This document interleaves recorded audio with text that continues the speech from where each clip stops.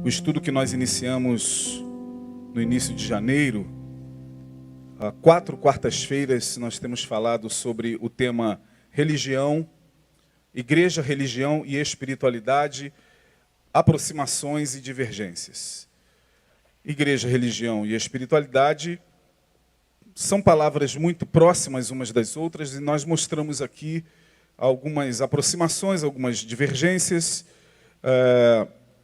E eu queria eu não sei se chegou ao painel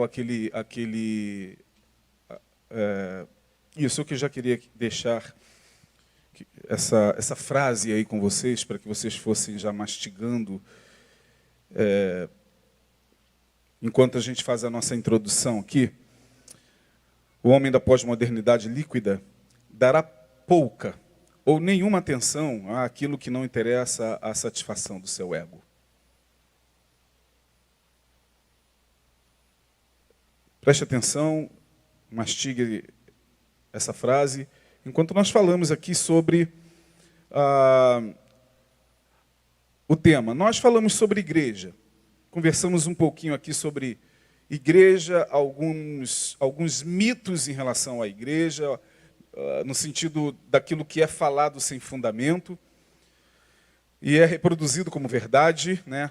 Nessas 4 últimas quartas-feiras, nós exploramos bem o primeiro mito, o segundo, o terceiro, o quarto, mostrando que isso é mito, por isso, nesse texto, e por esse texto nós mostramos que não procede, isso aqui que falam como verdade é mito, sobre a igreja é mito, e depois, na última quarta-feira, né, nós falamos sobre verdades acerca da igreja.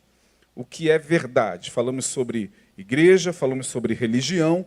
Hoje eu pretendo falar sobre espiritualidade. Bom, não é muito fácil falar sobre espiritualidade.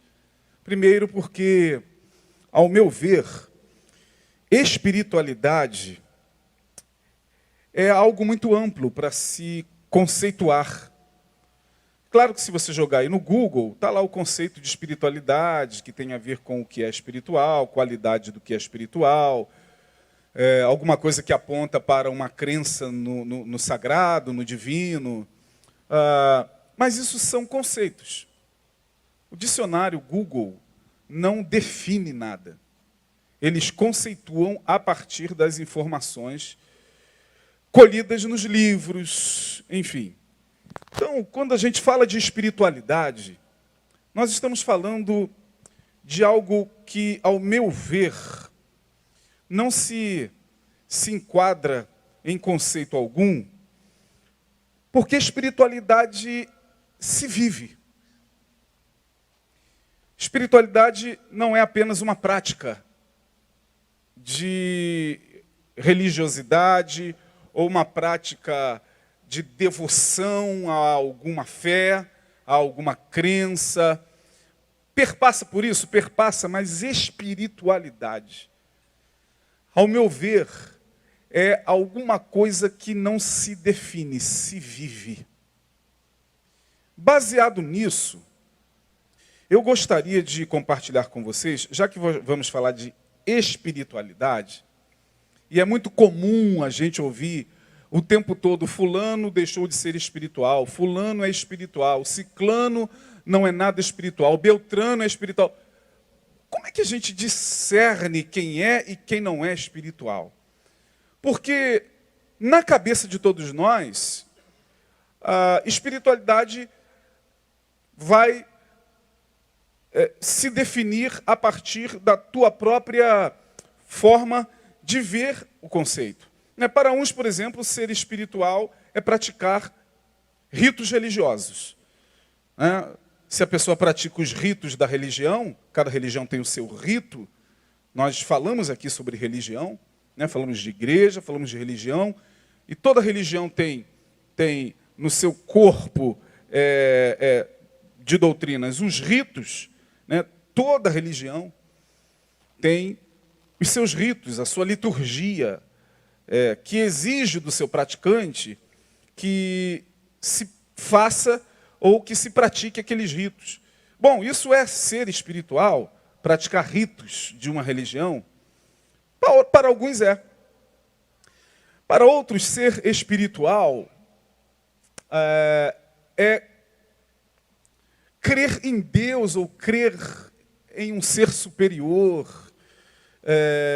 Por exemplo, quando a gente fala de uma espiritualidade muito voltada para New Age, ou para a nova era, né? Essa espiritualidade da nova era, eu costumo dizer que a nova era, a New Age, é um grande terreno baldio, onde ali se joga tudo, né? Você já passou por aqueles terrenos baldios, onde tem bicicleta, liquidificador, monitor quebrado, tem fralda de criança, tem cachorro morto.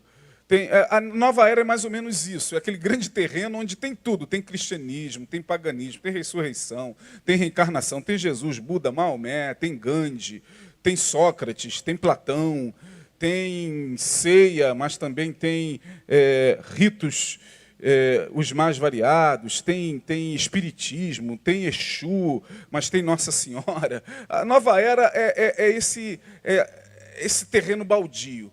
E os praticantes da nova era acreditam que eles são espirituais porque eles praticam um pouco de tudo isso, eles creem em tudo isso, ou porque acendem uma velinha, ou porque praticam meditação transcendental, ou porque, de alguma maneira, eles estão lá, né, praticando diante do seu sagrado, os seus ritos, enfim, perde-se. Quando a gente fala de espiritualidade, perceba que isso pode divergir na mente de todos vocês, trazendo para o nosso meio, para o meio cristão.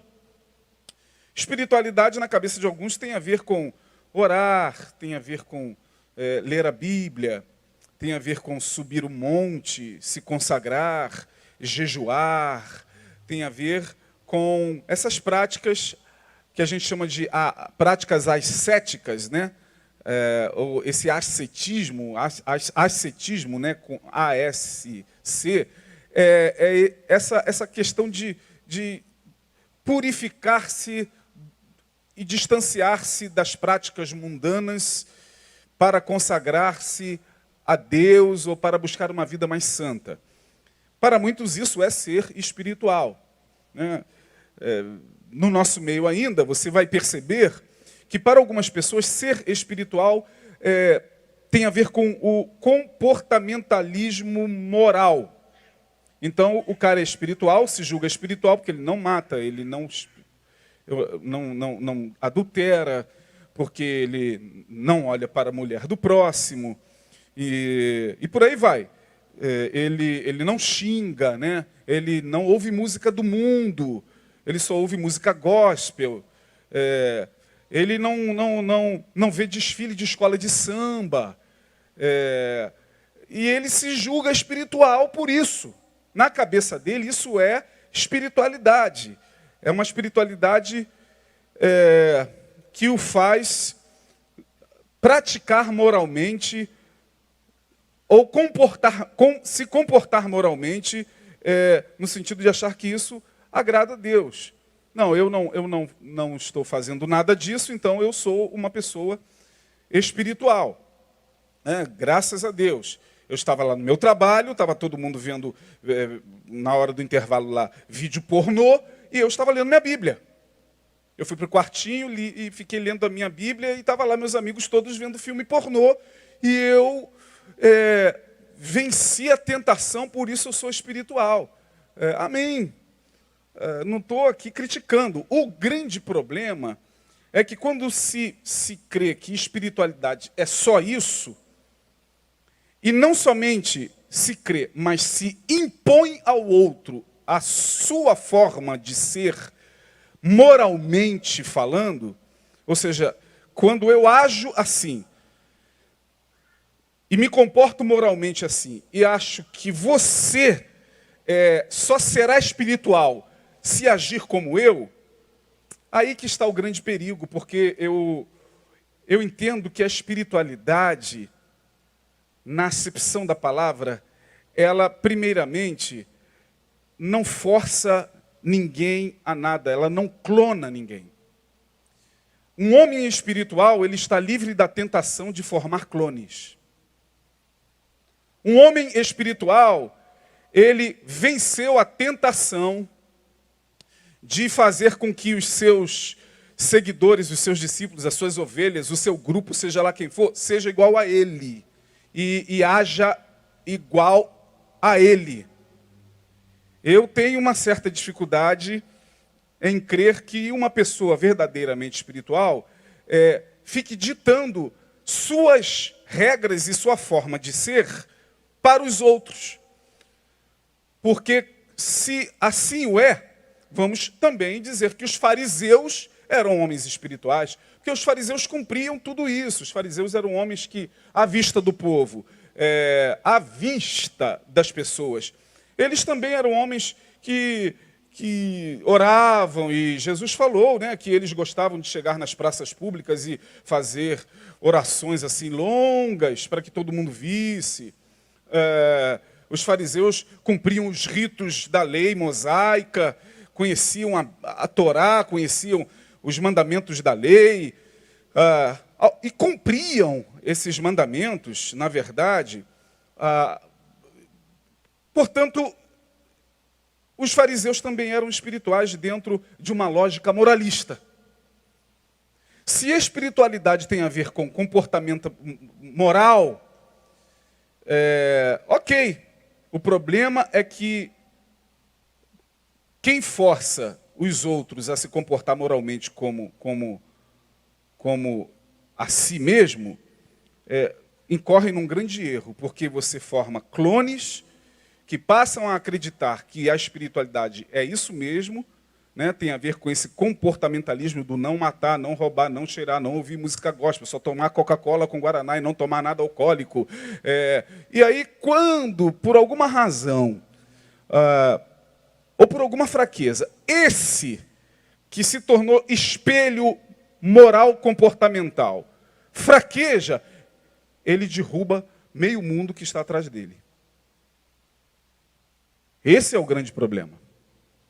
Então eu queria ler com vocês, primeira carta de Paulo aos Coríntios, capítulo 2, versículo 15. E eu não vou, e não tenho como esgotar essa questão da espiritualidade, eu não vou também definir o que seja, mas nós vamos conversar sobre espiritualidade a partir dos textos que nós vamos ver, no sentido de tentar, de alguma maneira, compreender um caminho que possa nos levar a uma clareza do que possa ser espiritualidade, do que seja um homem espiritual. Eu gosto muito de uma frase de Mahatma Gandhi, quando Gandhi diz o seguinte, o místico, o que busca o tempo todo o êxtase, o que busca o tempo todo o transe místico, o homem místico, diz Gandhi, é aquele que quer ser puro longe dos impuros. Então ele se recolhe do mundo, ele sobe para uma montanha, vai viver lá. Ele diz que o mundo está contaminado, que está todo mundo em pecado e que a sociedade está numa devassidão total. E por isso ele acha o homem místico, segundo Gandhi, é aquele que tenta viver a pureza, ele é o puro longe dos impuros. Gandhi vai dizer que o profano, o homem profano, é o impuro no meio dos impuros. É aquele que uma vez que está no meio da impureza, torna-se impuro rapidamente. A impureza lhe vaza, lhe toca, e ele torna-se um com os impuros. Então, para Gandhi, o homem místico é o puro longe dos impuros, o homem profano é impuro no meio dos impuros, e o homem, segundo Gandhi, e eu gosto demais dessa frase, o homem crístico, ele não usa nem o termo cristão. Gandhi tinha uma certa resistência com esse termo. Gandhi não gostava do termo cristão. Porque cristão ou cristã, a Inglaterra, que estava oprimindo o seu país, que era a Índia, o era. A Inglaterra que estava colonizando a Índia, explorando a Índia, estuprando as mulheres da Índia, acabando com a economia da Índia. Essa Inglaterra era cristã. Então Gandhi tinha certa dificuldade com esse termo. Por isso que Gandhi disse aquela frase célebre. Quando 2 pastores foram procurá-lo, 2 missionários que não acreditavam nem que Gandhi fosse de carne e osso. Isso é fato. Eram 2 missionários do Ocidente que foram até a Índia para saber se esse homem, Mahatma Gandhi, Mahatma significa grande alma, o nome dele era Mohandas Karamchand Gandhi. Mahatma significa grande alma em hindu. Vamos lá ver se o Mahatma é de carne e osso, não é possível. Marcaram uma audiência com ele, Gandhi os recebeu. E eles começaram a pregar para Gandhi. O que você pensa sobre Jesus? Não é possível. Aquela coisa que crente gosta de fazer, né?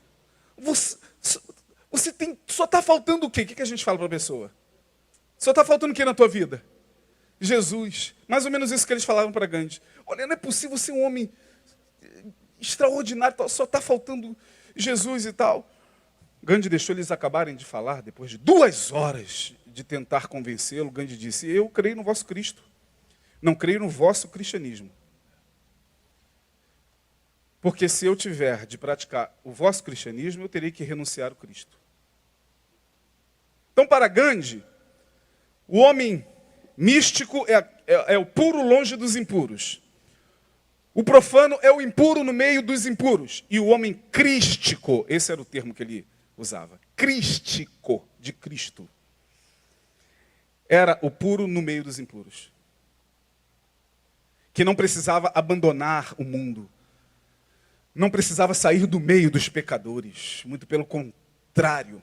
É no meio dos pecadores que ele pratica a sua espiritualidade. Como Jesus. A partir disso, diz o texto, Paulo falando o seguinte, no verso 15. Mas o que é o quê? Espiritual discerne bem tudo, e ele de ninguém é discernido. Paulo está dizendo aqui que o homem espiritual, acima de tudo, tem uma característica: ele discerne bem tudo. Não é tudo porque ele não é onisciente, ele não é Deus. Mas ele discerne principalmente a si mesmo.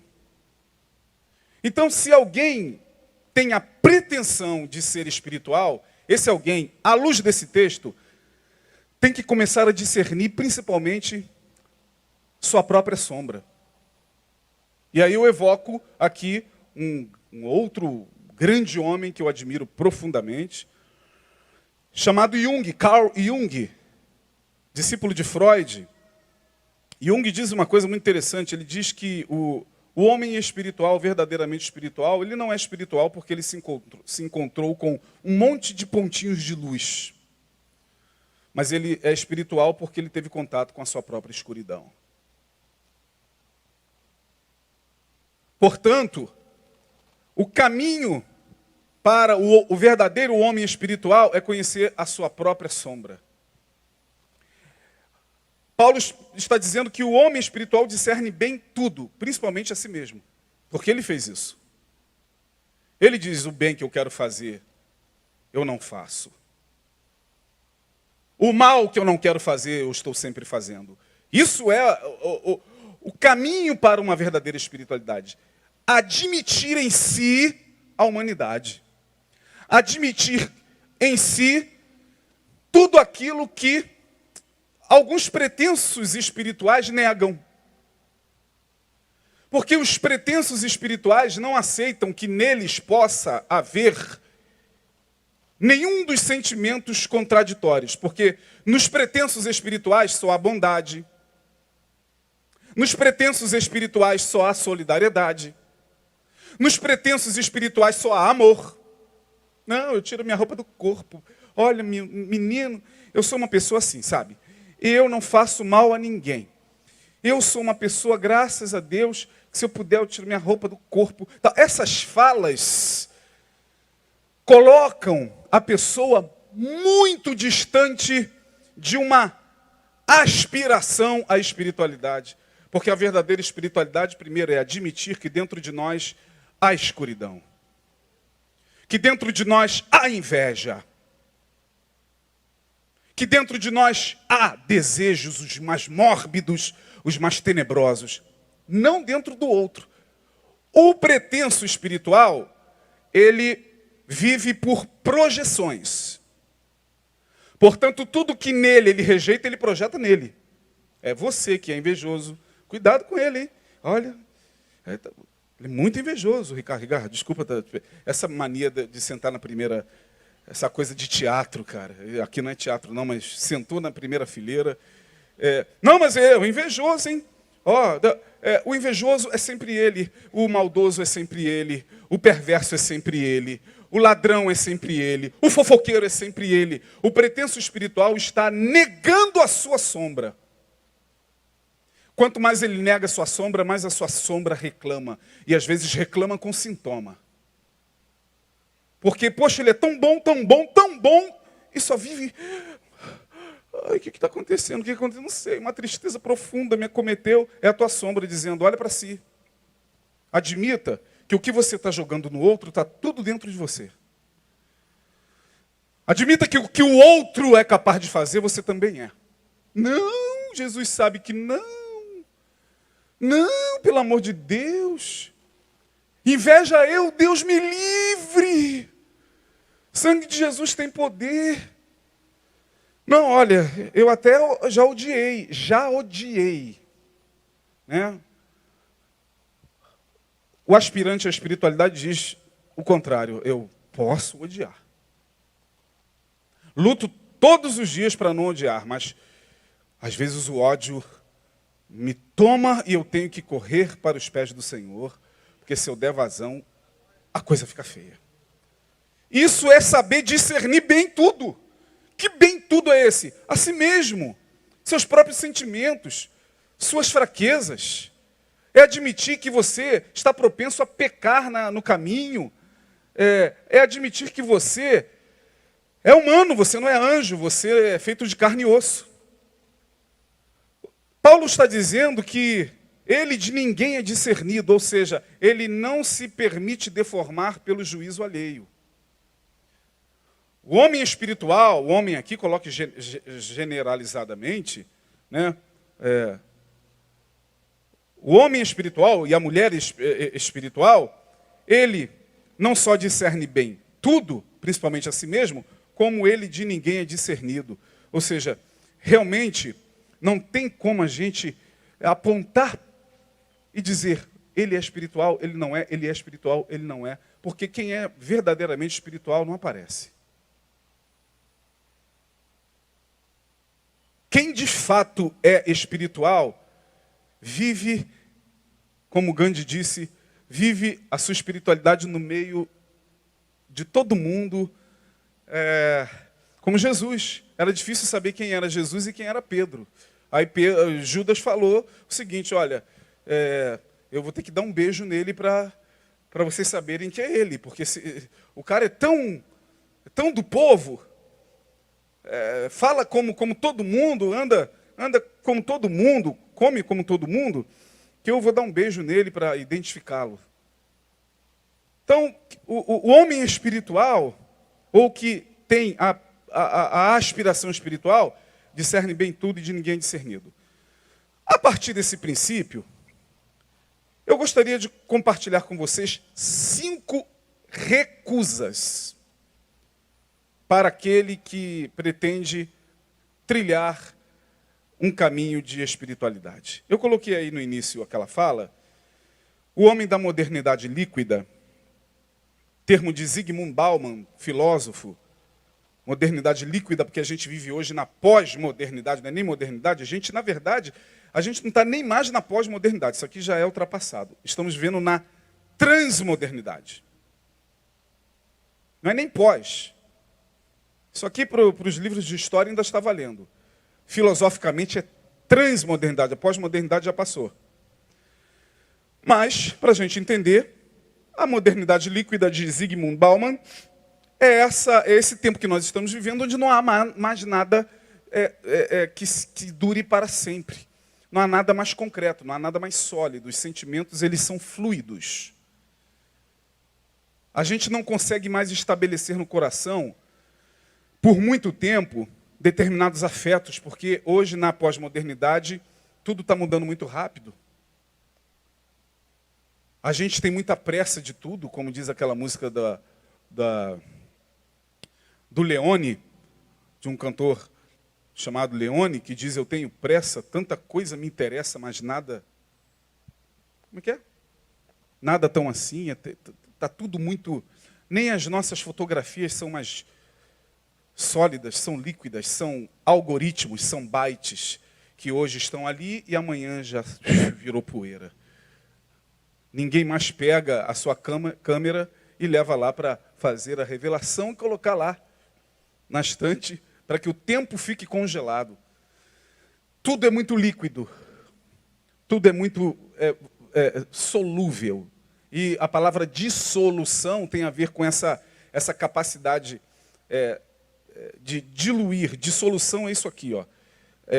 Dissolução tem a ver com um processo químico onde a gente pega um líquido, como a água, e coloca um outro, sei lá, suponhamos que tem aqui dentro guaraná ou café, e a gente vai devagarinho diluindo, fazendo uma dissolução na água, de maneira que um pingo de café, de Coca-Cola, um pingo de cachaça, de uísque, seja lá o que for, nessa água já foi o suficiente para causar uma dissolução.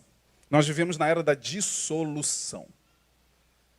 Ninguém consegue estabelecer alvos, principalmente espirituais. Ninguém consegue mais ter, de forma concreta, em suas entranhas, aquilo no que crê. Você ouve aqui, vai embora, e a modernidade líquida já levou. Você vai ali para frente, ouve uma outra palavra, se empolga, caramba, e no dia seguinte já diluiu. E você vai para lá e ouve uma outra coisa bacana e já diluiu. Ninguém consegue mais segurar nada dentro de si. O homem da pós-modernidade líquida, esse homem desse tempo, dará pouca ou nenhuma atenção àquilo que não interessa a satisfação do seu ego. Portanto, vivemos também na era do hedonismo com H. A palavra hedonismo era uma escola filosófica que pregava que a vida só tem sentido quando você se permite ao prazer. O fim último da vida é você. A vida só tem razão em função do prazer que você dá a si mesmo. Isso é hedonismo. E o hedonismo, fantasticamente, apesar de ser um conceito antigo, é uma das marcas do século presente. Tudo gira em torno desse homem, do ego desse homem.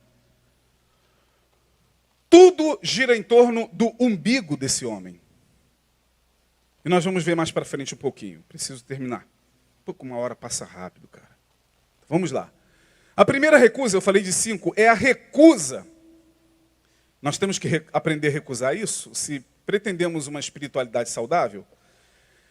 É a recusa a que a vida se esgote na materialidade, numa existência que tem sentido em si mesma. Ou seja, eu tenho que recusar a ideia de que a vida é isso aqui, e acaba aqui, e acabou aqui, não tem mais sentido, porque é assim que muita gente, inclusive no nosso meio, já está vivendo. No nosso meio evangélico, o sentido de transcendência já se foi há muito tempo. As pessoas que frequentam os templos hoje religiosos, não só aqui, mas principalmente fora daqui, na Europa nem se fala, transcendência na Europa acabou. E no mundo todo a gente vai vendo essa perda do sentimento de que a vida vai além da matéria, além do corpo, além do túmulo. A gente não consegue nem mais fazer aquela pergunta do jovem rico. Pergunta extremamente fundamental que ele fez para Jesus. Bom mestre, o que farei para herdar? Quem lembra? Quem lembra? Vida eterna. Preocupação do cara. O cara era preocupado com a vida eterna. Pastor, mas a gente já é salvo, não tem que se preocupar com isso. Sim, não tem que se preocupar. Temos que viver da melhor forma possível. A gente tem aprendido isso aqui. Mas o problema não é esse. O problema é que a gente sequer consegue hoje assimilar a possibilidade de que, para além do meu prazer, para além do meu ego, para além da minha satisfação imediata, há uma vida eterna. E que o túmulo não vai segurar. E que no dia do meu último suspiro, isso continua. Porque se, pelo menos, esse sentimento de transcendência fosse uma realidade no coração, por exemplo, de muitos dos nossos políticos da bancada evangélica, eles não estariam roubando como eles roubam. Porque eles saberiam que do outro lado eles teriam que prestar contas com o Deus que é justo. Nem eles creem mais nisso, não creem mais em Deus. Eles não creem mais em Deus. E levam todos os que os ouvem a também não crer. Eu vou ficar preocupado com uma prestação de contas? Coisa nenhuma. Farinha pouca, meu pirão primeiro, irmão. É isso aqui, ó. Então, quando eu falo da recusa a que a vida se esgote na materialidade, é porque a gente tem que recusar essa ideia de que a vida é só isso. De que a existência só é isso. Prazer, sexo, tesão, dinheiro, fama, glamour, glória. Não! Quem busca uma espiritualidade precisa entender que não, isso tudo passa. E Paulo vai me dar razão na primeira carta aos Coríntios 10:31. Paulo vai deixar bem claro isso. E ele vai dizer, portanto, quer comais, quer bebais, ou façais qualquer outra coisa, fazei tudo para quê? Ou seja, o que vocês fazem no dia a dia, vossas vidas, vossos relacionamentos, vossos casamentos, vossas relações interpessoais, vossos investimentos, tudo que vocês fazem deve ser para a glória de Deus. Não existe uma vida para quem está desejando uma espiritualidade. Não existe uma vida aqui secular e uma vida aqui espiritual. Eu não posso achar que eu vivo vida espiritual aqui e ao sair daqui eu vou viver a minha vida secular e o que eu vou fazer pouco interessa a Deus. Não quero nem saber se os seus olhos estão postos sobre mim. A gente, por conta da modernidade líquida, a gente anda. E a gente come, a gente bebe, entende esse comer aí de todas as formas possíveis. A gente bebe e entende esse beber de todas as formas possíveis. Mas para a glória de Deus, não. Para o meu umbigo. Para o meu prazer, hedonismo. E por favor, irmão, não me venha dar sermão, porque eu não vim aqui para a igreja para ficar ouvindo sermão de pastor. Não vim sentar aqui e dar meu dízimo para ficar recebendo um sermão de pastor. Porque senão eu levanto e vou procurar um outro mercado. É assim que funciona. A primeira recusa é a recusa a que a vida se esgote na materialidade. Numa existência que tem sentido em si mesma. Ou seja, eu tenho que viver o sentido da transcendência na imanência diária. É o que Paulo está falando. Traga o céu para o teu dia a dia. Pergunte o tempo todo ao Espírito de Deus se o que você faz, a forma que faz, do jeito que faz, é para a glória de Deus. E o Espírito Santo vai falar. O problema é que ele fala e a gente finge que não ouve. Finge que não ouve porque talvez seria muito menos lucrativo dar ouvidos ao Espírito de Deus e deixar de fazer o que muitos de nós fazemos. A gente sabe. Porque nós temos o Espírito Santo. E Paulo vai dizer, não, a vida não acaba aqui. Se nós esperássemos por Jesus somente nesta vida, palavras de Paulo, seríamos de todos os homens os mais miseráveis, de todos. Eu fiquei pensando, o que Paulo está dizendo? Que de todos os homens seríamos os mais miseráveis se esperássemos por Jesus somente nessa vida. Porque a gente seria, assim, viveríamos uma vida medíocre demais, porque a gente fica na igreja, aí na igreja a gente reprime os nossos desejos, a gente reprime todos os nossos mais carnais desejos, e depois que a gente, sei lá, briga com Deus, briga com o pastor, briga no departamento, a gente se desigreja. Ao desigrejar, a gente dá vazão. A gente chuta o balde. A gente cai de boca. A gente se lambuza. Aí depois bate o arrependimento, a gente volta para a igreja. Aí, arrependimento. Aí o pastor chega e diz, irmão, você não vai cantar porque tem uma pessoa na sua frente. Aí a gente se revolta e vai para o mundo. E os caras que estão aqui vivendo sem Deus, sem conhecimento da palavra, vivem muito melhor do que esses que ficam culpa, pecado, pecado, culpa, culpa, pecado. Que aprova o meu pecado, está ótimo. Por quê? Não, cara, o meu ele não aprova não, o meu ele condena. O problema é teu, o pai é teu e esse pai é meu. Pô, o pai não é mais nosso? Não. Pai Nosso já ficou para trás. Customização da fé. É o que a gente vê hoje por aí, irmão. Igreja hoje é o quê? Igreja é um extra, um pão de açúcar. É um mundial, um Guanabara. É um supermarket. Isso que é igreja hoje. A igreja é um grande mercado. E nós somos os consumidores. Duro, né? Mas é verdade. Então eu customizo a fé e... Caramba, como é que é?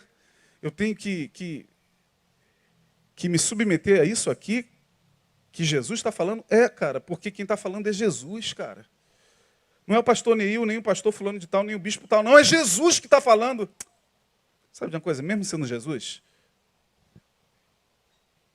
quero saber disso não, para mim não dá não. Para mim, não dá não. O quê? O que Jesus falou para mim não dá não. Pelo menos isso que ele falou. Algumas coisas dá. Não, outras... Customização da fé. Aí vem 2 Coríntios 4:4, que eu sempre li esse texto e, claro, teologicamente atribui-se ao diabo. Tá, mas só que eu hoje vou dar uma outra conotação para esse texto. Paulo vai dizer, nos quais o Deus deste século cegou os entendimentos dos incrédulos para que lhes não resplandeça a luz do Evangelho da glória de Cristo, que é a imagem de Deus. Aí, quem é o Deus deste século? Satanás! Sim, mas o Deus deste século é esse Deus multifacetado, com muitas caras. Vai lá convencer o irmão da igreja da prosperidade, que aquele Deus lá que enriquece, que prospera, que coloca como cabeça e não por cauda, vai convencer a ele de que não é assim. Vai lá na igreja dele e tenta convencê-lo. Você vai ver a briga que você vai arrumar, irmão. Porque o Deus é deste século.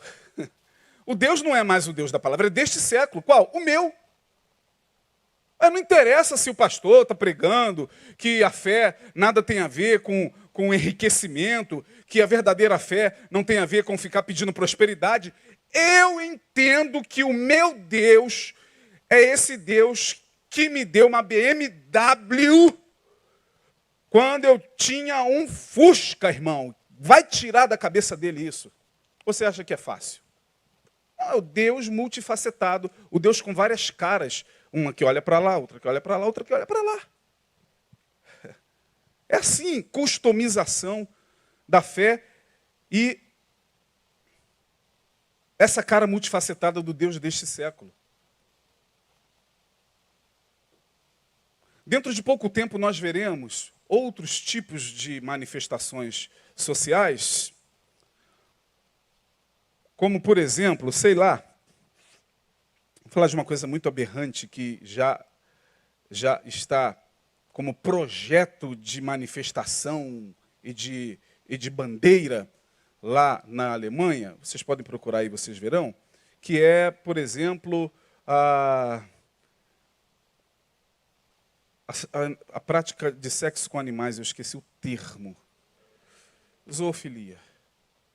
O cara vai praticar isso, ele vai pegar aqui. Ele vai caçar aqui uma justificativa. E vai falar, eu amo o meu animal. Deus é amor, irmão. Deus é amor. Eu amo o meu animal. E quando eu pratico sexo com ele, eu sinto o amor de Deus em mim. Está escandalizado? Você acha que não é possível? Mas é isso, é esse mundo, irmão. Acorda. Eu estou colocando você nesse século, irmão. Estou tirando você da bolha. É nesse século que nós estamos, do Deus multifacetado, do Deus customizado, irmão. Deus tem cara de Baal. Jesus está com a máscara, com a face de Baal. Jesus falou, ninguém pode adorar a dois deuses. Jesus falou, ou há de servir a um e odiar a outro. Jesus falou, ninguém pode servir a Deus e as riquezas. Mamon, melhor dizendo, desculpa. Não interessa, eu pego e pinto a cara de Jesus de mamon e vou servir a Jesus com cara de mamon. Acabou, irmão. O problema é meu. Subjetivação da fé. É pessoal. Aí eu vou evocar aqui as músicas, que eu sempre falo que as músicas seculares nos dão tantas, como é que se diz? Possibilidades, né? Tem uma música do Seu Jorge, particularmente gosto muito do Seu Jorge, gosto mesmo. O Seu Jorge tem uma música que diz, viver bem, viver bem, viver bem, é particular. Já ouviu isso aí? Viver bem, assim, o crente está cantando. Viver bem, ficar rico, ter prosperidade, é particular. Acabou. Então, primeiro, a recusa a que a vida se esgote na materialidade, numa existência que tem sentido em si mesma. Eu tenho que recusar isso. A primeira recusa é essa. Eu tenho que viver o sentido da transcendência na imanência diária. Segundo, é a recusa da customização da fé e da tentação de subjetivação da divindade. Terceiro, é a recusa de submeter o psiquismo religioso aos êxtases catárticos como sensações finais de uma pretensa espiritualidade. Vou repetir o terceiro. É a recusa, eu tenho que recusar, submeter o meu psiquismo, a minha mente, a êxtases catárticos como sensações finais de uma pretensa espiritualidade. O que é isso? Na busca de uma espiritualidade que faz sentido e faz jus ao Evangelho, eu preciso entender que êxtases, sensações, arrepios, pulos, transes,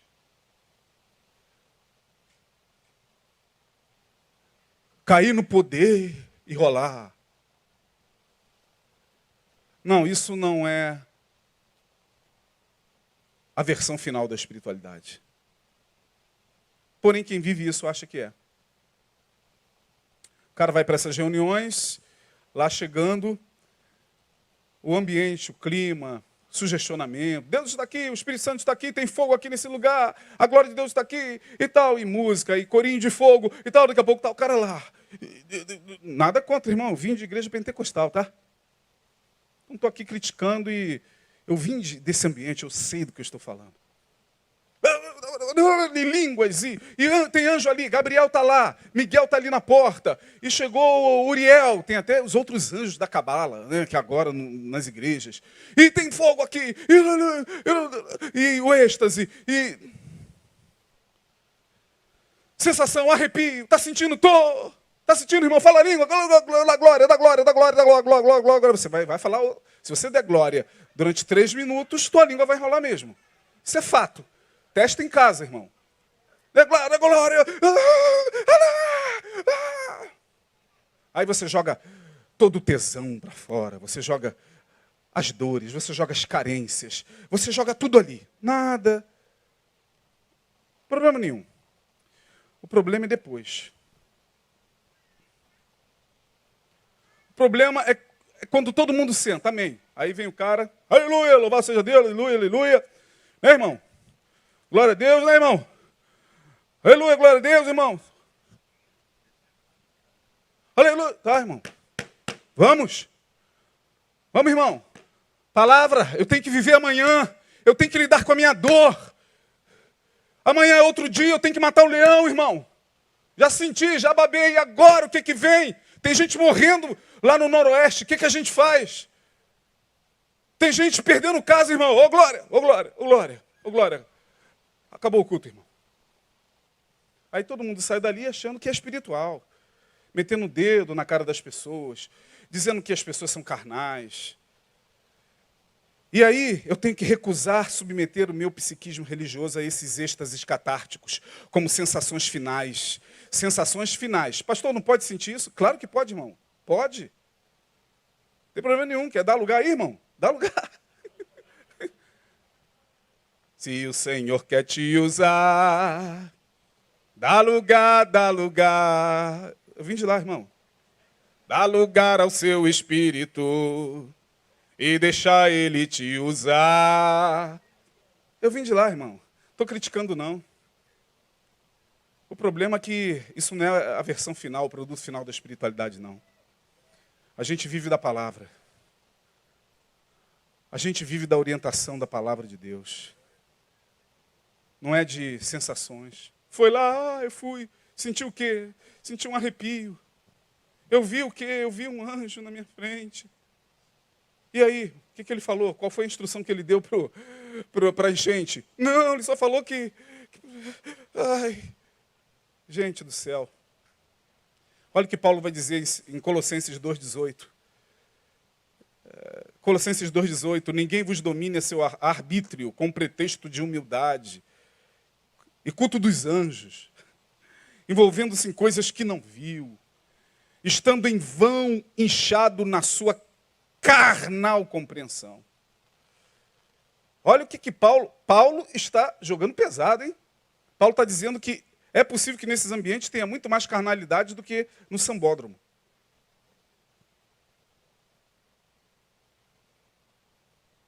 Brigue com ele, irmão.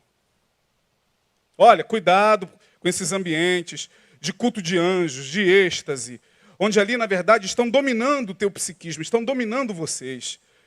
Com pretexto de humildade, né? E a gente acha que humildade é o irmãozinho, olha lá, eu gosto daquela igreja, porque olha lá o sapatinho furado do pregador. Olha lá o terninho amassado do pregador. A gente acha que humildade é isso. Falando se metendo em coisas que não viu. Eu vi isso, Deus está me mostrando isso, irmão. Irmão, fica de pé aí, Deus está me mostrando que você está em adultério na frente de todo mundo. Aí todo mundo, Jesus, Jesus. Deus está me mostrando que você está se masturbando, varão. Ou seja, eu nunca fiz isso não, hein? Olha para mim, não é você que Deus está mostrando, em coisas que não viu, estando em vão inchado na sua carnal compreensão. Nesses ambientes, a gente encontra muito mais carnalidade do que, torna a repetir, no sambódromo. Pelo menos lá no sambódromo ninguém está julgando ninguém. Ninguém está ali preocupado em julgar ninguém. E ele está tomando uísque, Red Label, aqui nesse camarote. Tá bebendo, varão? Não, ninguém está nem aí, irmão. As pessoas querem ver lá o desfile, não querem nem saber quem é, né, com quem você está, deixa de estar. Paulo está dizendo, não, a possibilidade da gente viver carnalidade é muito mais nesses ambientes. Por quê? Porque ali todo mundo se sente superior, porque falou línguas e você não. Teve visão e você não teve. Teve visão? E quando você vai numa reunião de 5, 10 pessoas numa dessas consagrações, você é o 10º. 9 tiveram visão. E você, varão? Eu já passei muito por isso, não tive nada não, irmão. Um constrangimento. Ai, meu Deus, eu sou o mais carnal de todos. Irmão, vamos buscar mais a Deus, hein, varão? Vamos dar mais lugar, hein, varão? É verdade. Você sai humilhado. E eles esticam o peito. E aí dominam os teus afetos. Paulo é fenomenal. Então a gente tem que recusar submeter o nosso psiquismo religioso a esses êxtases catárticos, como sensações finais de uma pretensa espiritualidade. Pastor, eu não posso sentir o poder de Deus e me arrepiar? Pode, irmão, pode dançar no espírito, pode até cair, não tem problema não. Caia, mas levante depois. Levante para viver, irmão. A vida não é para quem fica prostrado dentro de uma igreja. Caiu no poder? Caiu. E agora? Viva no poder. Porque amanhã o leão está rugindo para você, irmão. Amanhã os desejos estão aqui. Amanhã o bicho pega na arena da vida. E isso aqui não adianta muito não, irmão. Passa o versículo para ver se é o versículo seguinte que Paulo diz. E não ligado, não é esse não. Acho que é o anterior, mas nós vamos adiantar, porque senão a gente não termina tudo. Mas Paulo vai falar sobre isso. Isso em nada tem valor contra os desejos da carne. É nesse texto mesmo. E nada disso adianta contra os desejos, contra o tesão, quando vem forte, irmão.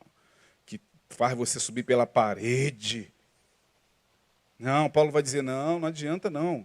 É submeter-se a Deus, esmurrando o teu corpo, como diz ele, e disciplinando a tua mente. Não com mistério. Aí, ó, ninguém vos domina e tal, com compreensão e tal. Vê o versículo anterior, 17. Não é isso não. Nesse texto não, mas vamos adiantar. Vamos para o quarto. Já falamos de 3, vamos para o quarto. É a recusa. A busca da espiritualidade é a recusa de viver infantilmente diante do sofrimento, atribuindo o que é bom a Deus e o que é mal ao seu abandono. Bom, não falei nada de novo aqui, não vou nem me deter muito aqui, porque isso o Neil prega o ano todo. Todo. Quem vem aqui, quem ouve pela internet, sabe que o pastor Neil prega o ano todo sobre essa questão do sofrimento, da dor, de você passar pela dor, ainda que a dor seja a mais intensa, porque ninguém planeja passar pela dor.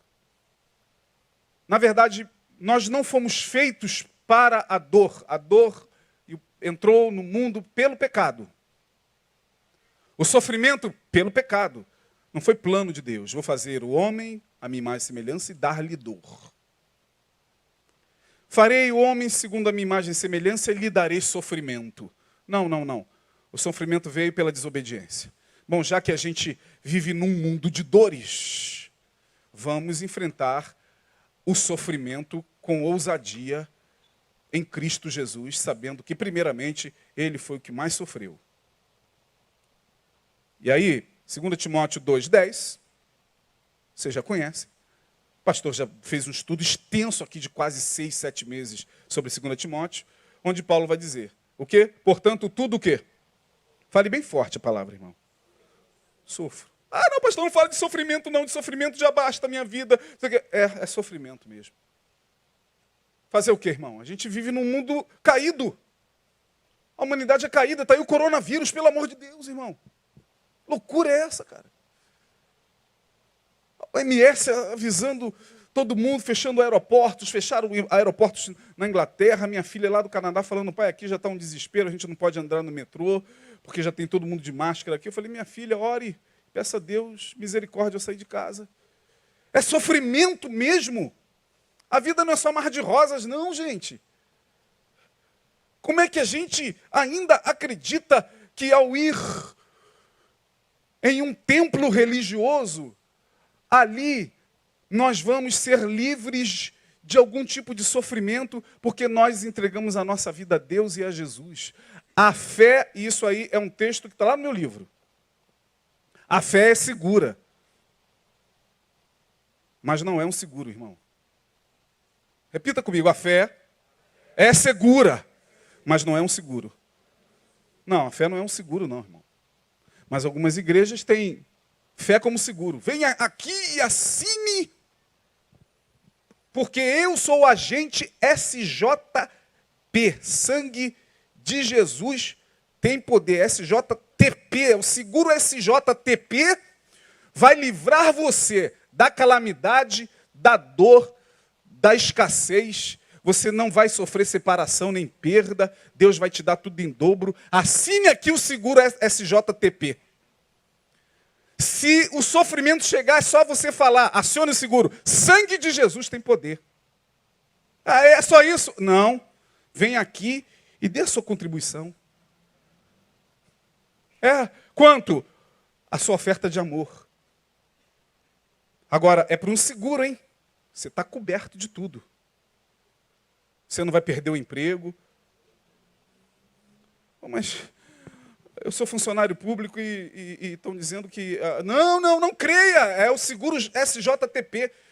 Fale 7 vezes sangue de Jesus tem poder quando chegar no trabalho. E o cara acredita. Triste demais, mas a pessoa acredita. E acha que a fé é um seguro. Aí daqui a pouco, igual hoje, né? Meu Deus do céu. Ainda bem que eu estou debaixo do seguro daqui a pouco vem o sofrimento. Vem o diagnóstico. Vem a perda. Vem a dor. Nenhum deles estará lá. Não adianta correr para procurar os agentes. Cadê os agentes do SJTP? Conheço não. O que aconteceu? Eu paguei o meu seguro certinho todo mês. Tinha mês que eu colocava 30%, pastor. A desgraça chegou na minha vida, o senhor falou que eu não sofreria. Você não teve fé. No mês que você pagou 30, era para dar 50.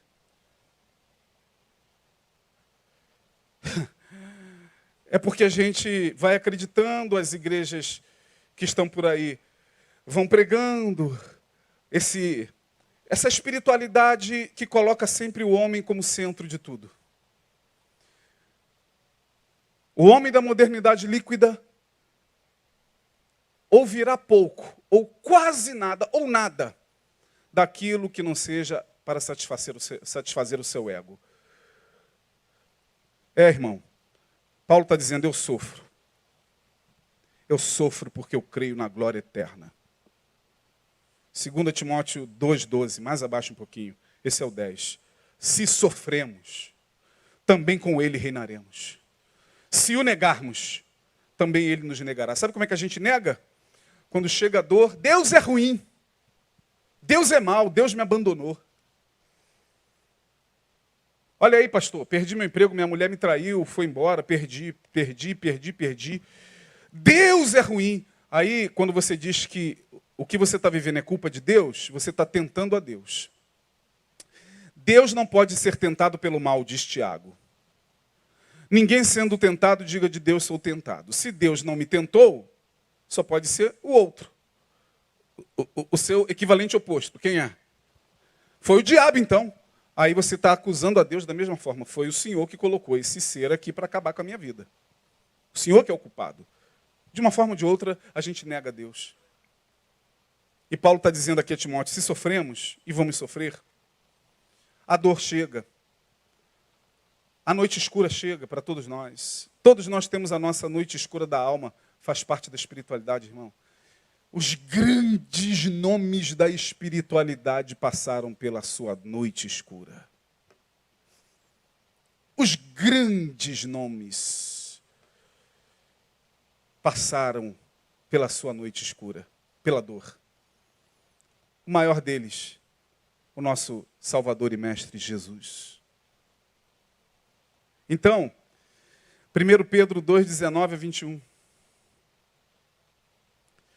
Porque é coisa agradável que alguém, por causa da consciência para com Deus, é coisa agradável que alguém, por causa da consciência para com Deus, sofra agravos. Padecendo injustamente. Oh Deus, quanta injustiça! É pela justiça? É porque você está fazendo a justiça? Sim. É porque você está se levantando contra o opressor, contra o injusto? Sim. Então, é coisa agradável. Padecendo injustamente. Pode ir lá? Porque que glória será essa se a gente pecando for esbofeteado e sofrer? Mas se fazendo bem, sois afligidos e o sofreis, isso é agradável a Deus. Então, irmão, está sofrendo? Tô. Por quê? Porque fiz besteira. Então, aí, Deus não tem nada a ver com isso. Concorda? Concordo, pastor. Nem o diabo, nem o diabo. Nem a tua mãe, nem a minha mãe. Nem o McDonald's, que fez você alcançar níveis de colesterol, de triglicéridos, e agora você está aí impossibilitado. Nem o McDonald's. Não, quem é o culpado? Eu. Eu que comi demais, eu que bebi excessivamente álcool. Eu. Então não há glória nenhuma. Agora, se é pela justiça, está sendo esbofeteado, está sofrendo. Então, é agradável a Deus. Poxa, como é que pode ser agradável a Deus alguém sofrer? Porque você está nas pisadas de Jesus. O discípulo não é maior do que o seu Senhor. Jesus falou. Certa feita, Jesus andando, vieram 2 deles. Mestre, Tiago e João. Mestre, a gente pode pedir uma coisa para o Senhor? Jesus, o que vocês querem? A gente quer assentar-se um à sua direita. Olha o pedido dos caras. É tudo em torno do umbigo. E o outro à sua esquerda. A gente quer ficar um à sua direita e outro à sua esquerda. E eles, os demais, tudo olhando para a gente assim, dizendo, olha como eles são importantes. Jesus falou, olha só, isso eu não posso conceder a vocês. Só o Pai Celestial sabe quem vai ocupar esses lugares. Portanto, vai ter gente que vai ocupar. Foi Jesus que falou. Será concedido a quem o Pai está lá. Mas, vocês podem beber o mesmo cálice que eu vou beber? Podemos, Senhor. Ah, é? Então vocês vão beber o mesmo cálice que eu vou beber. Um morreu decapitado, outro morreu crucificado de cabeça para baixo, dizendo, não sou digno de morrer como meu Senhor. Me coloque de cabeça para baixo nessa cruz. E a gente hoje quer um Deus light, um Jesus light, uma espiritualidade light.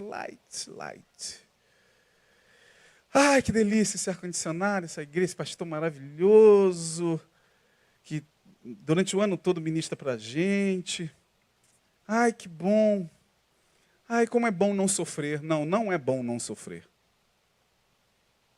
Sofrimento faz a gente amadurecer. Apocalipse 2, de 2 a 3, a gente caminha para o final. Conheça as tuas obras e o teu trabalho e a tua paciência e que não podes sofrer os maus. Numa outra tradução, sofrestes os maus. Sofrestes. Conheço a tua obra. Na minha tradução, 2. É isso mesmo. Não pode sofrer os maus. Quando a gente vê injustiça, a gente sofre. Quando a gente vê calamidades, a gente sofre.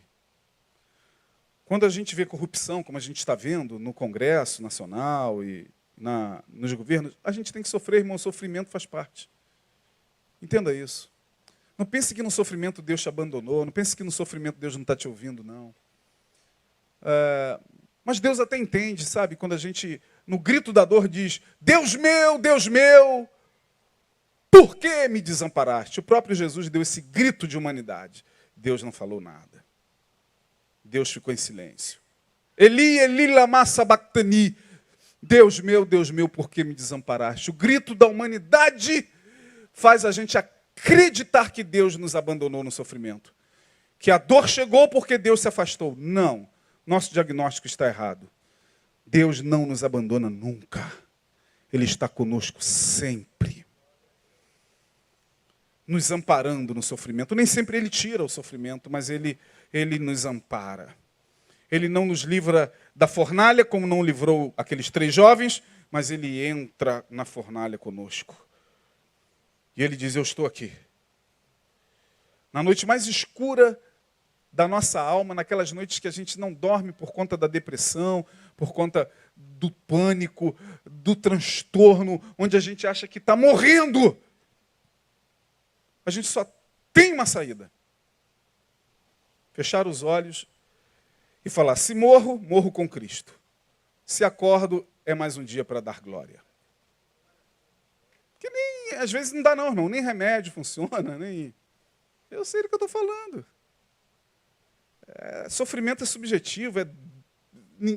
Gente ali do seu lado não faz ideia que você está sofrendo. Mas Deus está ali. Na tua psique, como diz Jung. Ele está na minha psique. Mesmo que eu feche os olhos e me veja no abismo. Mesmo que eu sinta os cordéis da morte me cercando, até ali a tua mão me guiará. E a tua destra me sustentará, diz o salmista. Se eu fizer no Sheol a minha cama, até ali tu me cercas. Quem poderá fugir da tua presença? Tu estás em todos os lugares. Tu estás até no meu sofrimento. Porque lá na frente, esse sofrimento redundará em glória. Por último, é recusar, não aceitar. Todas essas recusas têm a ver com um caminho para a espiritualidade. É recusar, não aceitar. Por último, a realidade de que um dia seremos julgados por nossa conduta. De que, portanto, temos que amadurecer a ponto de nos tornarmos totalmente responsáveis por nossos erros e acertos. Sem buscar culpados, Eclesiastes 11:9, eu termino. Se a espiritualidade não conceituada, mas de alguma maneira a gente está tentando fazer com que haja uma compreensão. Alegra-te, jovem, na tua mocidade, recreie-se o teu coração nos dias da tua mocidade. Anda pelos caminhos do teu coração e pela vista dos teus olhos. Faça tudo o que você quiser fazer, irmão. Pastor, nessa igreja aqui tem doutrina? A doutrina é do amor, da solidariedade. A única doutrina que a gente conhece aqui é do amor. É aquela que o Paulo colocou aqui no início do culto. Irmãos, precisamos de água, disso. Isso é doutrina. Ah, mas essa igreja permite tudo assim? Nunca dissemos aqui que essa igreja permite tudo. A pessoa que não sabe lidar com nada disso que foi apresentado e perde-se no seu equilíbrio, ela, não entendendo a liberdade, ela até atribui. Tem gente que por aí fala, pastor Neil, não liga com esse negócio da gente beber não, gente. Nunca vi em 20 anos Neil falando sobre isso aqui. Pode beber à vontade, irmão. Nunca vi, mas o cara que pratica, ele busca projetando no pastor álibi para desviar-se de uma pretensa culpa com a qual ele não sabe lidar. Ele não amadureceu. Aqui a gente não tem código nenhum, irmão. Faça isso, ande assim, não faça isso. Não pule carnaval. Cuidado, irmão, não tome cachaça, tome água. É pecado ver a Globo, veja a Record, porque lá tem Jesus. É pecado cantar o samba da Mangueira, cante Aline Barros, cante... Você não vê a gente falando essas coisas aqui, meu Deus. Não, aqui a gente só deixa a consciência do Evangelho. E aí vem o autor de Eclesiastes e diz, viva, irmão! Viva! Pastor, pode viver? Pode! Então, vou sair na Mangueira, pastor. Saia, irmão! É isso que você quer? Não, ninguém vai proibir, não. Não, se sair, saiba que serás excluído. Faremos uma assembleia no próximo domingo e colocaremos de pé o irmão João. Irmão João, irmãos, essa assembleia é para decidir se o irmão João é excluído ou não. O que aconteceu? O irmão João saiu na Mangueira, ficou fascinado com o samba de Jesus. Os irmãos aprovam que o irmão João continue. Não, isso não tem aqui. Tem gente que adora. Ai, eu cansei de ouvir. Ai, sinceramente, pastor, ouvi isso de uma irmãzinha há muito tempo, fora do estado do Rio. Ai, sinceramente, eu adoro uma assembleia. Falei, rapaz, deu uma quentura na minha nuca, cara. Ai, Eu adoro a assembleia para a gente decidir. É porque tem igreja que gosta de doutrina, não pode, o pastor tem que botar ordem mesmo. A irmã está com o peito todo para fora ali no segundo banco, o pastor tem que ir lá jogar o paletó dele em cima do peito, porque senão, não vou fazer isso não, irmão. Viva, jovem! Anda pelos caminhos do teu coração. Sambe, beba, se divirta, a vida é bela. Aqui ninguém é proibido viver. Viva! Alegra-te! Sabe, porém, que por todas essas coisas Deus trará juízo. Aqui eu termino. Isso é espiritualidade. O Espírito Santo é quem falará melhor no coração de todos nós. A gente não tem que fazer o papel do Espírito Santo, não. Ele que convence, irmão. Dos teus caminhos, você sabe quais são os teus caminhos e aonde você está trilhando e quais os caminhos que você está trilhando. Não precisa profeta ficar envergonhando ninguém aqui, não. Deus está me revelando que tem alguém aqui. Não precisa. O Espírito de Deus está tocando em todos nós e Ele está falando. Conserte os teus caminhos, Isaías. Endireita as tuas veredas. Busque a minha perfeita, santa e agradável vontade. Tu sabes, nós sabemos. Porque nós cremos que essa igreja é regida pelo Espírito Santo de Deus e pela palavra. Que Deus abençoe a todos. Amém? Vamos ficar de pé. Terminamos aqui a nossa série de estudos. Domingo que vem estaremos aqui. Nosso pastor retorna no segundo domingo de ceia pela manhã.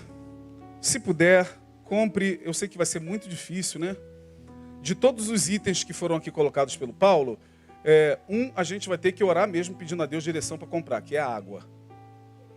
Deus, me dê direção, porque a água está difícil. Mas tem lugares aí vendendo, Catonho, né? Catonho, tem algum lugar, Paulo? Lá em Muriaé, o Paulo pode comprar água no caminho e já levar para o local lá. Então, deposite aí 50, 100 reais para comprar fardos de água, se você puder. 30, 20, já vai ser muito bem-vindo. Vamos dar as mãos, vamos orar? Aleluia. Glorificado seja o teu santo nome, Senhor. Deus, nós te louvamos. Te louvamos pela presença do teu Espírito nesse lugar.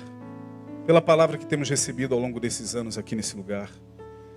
E por tudo aquilo que o teu Espírito gera em nossos corações, na certeza de que o que desejamos é amar ao Senhor e viver a vida da forma mais equilibrada possível. Obrigado porque o Senhor não nos proíbe de viver. Muito pelo contrário, tu veio para que tivéssemos vida. Então ajuda-nos a viver, mas a viver com dignidade. Ajuda-nos a sofrer, mas a sofrer com dignidade. Ajuda-nos a passar pela dor sem buscar culpados, tanto no Senhor quanto no diabo ou quem quer que seja. Dá-nos a capacidade de amadurecimento. Quão difícil é, ó Deus, amadurecermos nesse tempo de tanto infantilismo espiritual. Mas ajuda-nos pela tua palavra. Ajuda a todos os que nos acompanham pelas redes.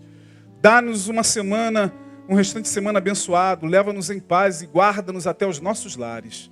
Coloca os teus anjos ao nosso redor. Que cheguemos em paz e que tenhamos experiências contigo. Que a tua palavra continue sendo ministrada pelo teu Espírito Santo. No nome de Jesus. Entregamos em tuas mãos, ó Deus, essas pessoas que estão sendo vítimas nesse momento, ó Deus, das enchentes, pessoas que perderam seus lares. Ó Deus, tanto na região sudeste, em Minas, no Espírito Santo, como aqui na região noroeste do estado. Tenha misericórdia. Ó Deus, o que estiver ao nosso alcance, dá-nos a capacidade de fazer da melhor forma possível. No nome de Jesus, obrigado porque tu levantaste esta igreja com uma visão missiológica, ó Deus, que transcende, ó Senhor, a estrutura apenas, mas vai além, ó Deus, e vai levando o teu amor, o evangelho que é o evangelho da solidariedade. Muito obrigado, Senhor. Leva-nos em paz, guardados pelas tuas mãos. No nome de Jesus nós oramos e agradecemos. Amém e amém. Deus abençoe.